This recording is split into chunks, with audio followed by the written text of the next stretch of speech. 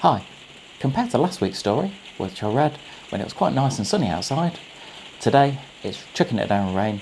Hopefully you can hear it on top of the conservatory, but personally, I quite like it when it's like that. So today's story, again, I'm going to read in some short stories from this book, A Poem for Every Day of the Year. The Last Laugh. The war poet Wilfred Owen was killed in action on this day in 1918. He died exactly 1 week before Armistice Day, when hostilities finally ceased on the Western Front.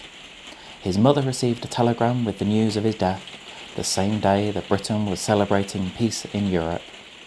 This poem, about a soldier dying in the trenches, is especially poignant in light of the poet's own death. "Oh, Jesus Christ, I'm hit," he said, and died.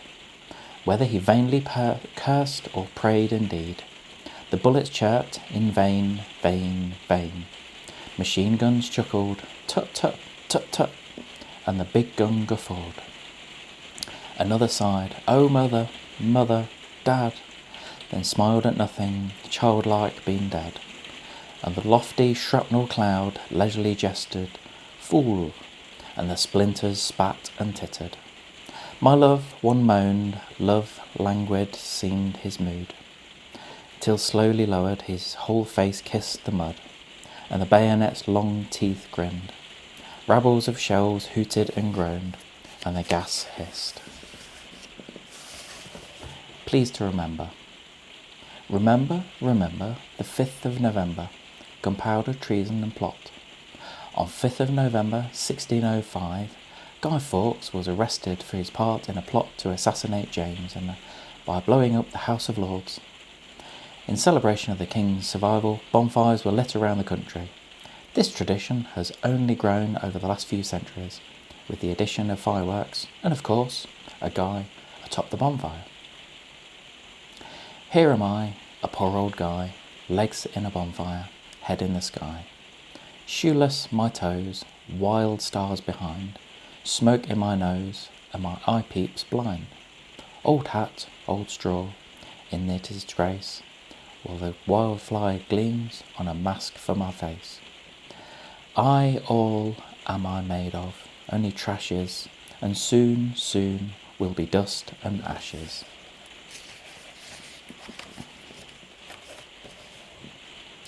These hearts were woven of human joys and cares, washed marvellously with sorrow, swift to mirth. The years had given them kindness, dawn was theirs, and sunset and colours of the earth.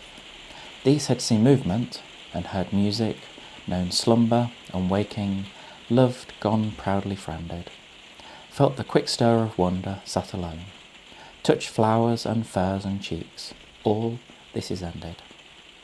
There are waters blown by changing winds to laughter, and lit by the rich skies all day and after.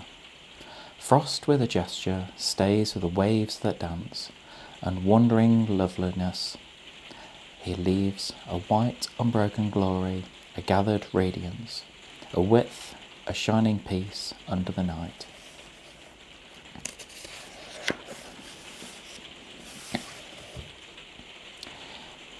Here dead we lie, because we did not choose to live and shame the land from which we sprung. Life, to be sure, is nothing much to lose, but young men think it is, and we were young. To meet a bad lad on the African waste is a thing that a lion enjoys, but he rightly and strongly objects to the taste of good and uneatable boys.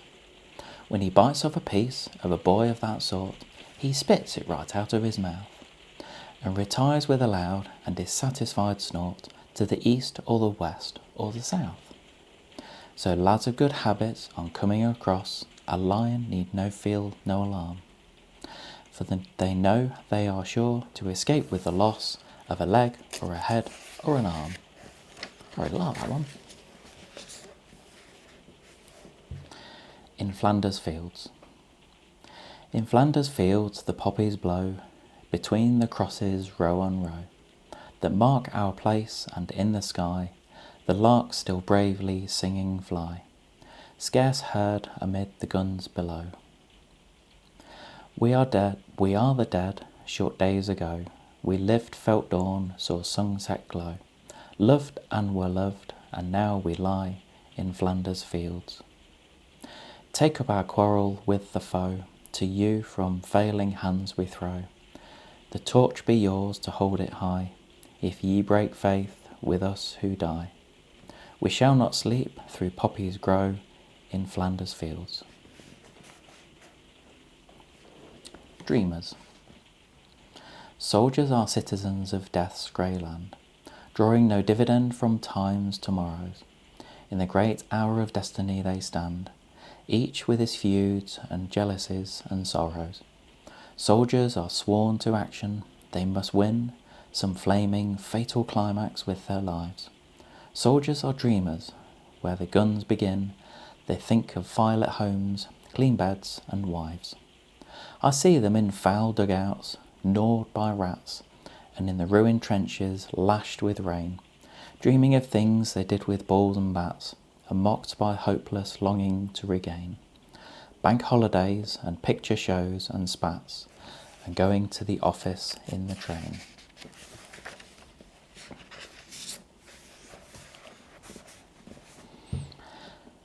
An Irishman airman foresees his death. I know that I shall meet my fate, somewhere among the clouds above. Those I fight I do not hate, those I guard I do not love. My country is Kiltartan Cross, my countrymen Kiltartans poor. No likely end could bring them loss, or leave them happier than before. Nor law nor duty bade me fight, nor public man nor cheering crowds, a lonely impulse of delight drove to this tumult in the clouds. I balanced all, brought all to the mind. Then years to come seem waste of breath, a waste of breath the years behind, in balance with this life, this death. This is my first day at school. I remember Mama scrubbed my face hard, plaited my hair tight, perched a hopeful white bow on my head, like a butterfly hoping for flight.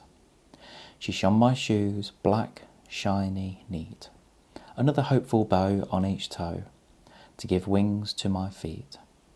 My dress was standing to attention, stiff with starch, my little battle dress, and now my march. 2 marshals march in front of me, 2 marshals march behind of me. The people scream and jeer at me, their faces are red, not white. The marshals tower above me, a grey-legged wall, broad of back, white of face, and tall, tall, tall.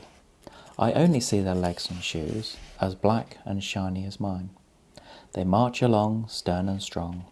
I try to march in time. One hisses to another, slow down, it ain't a race. She only take little bitty girly steps. I quicken up my pace. Head up, eye straight. I march into school to learn like any other kid can, and maybe to teach a lesson too.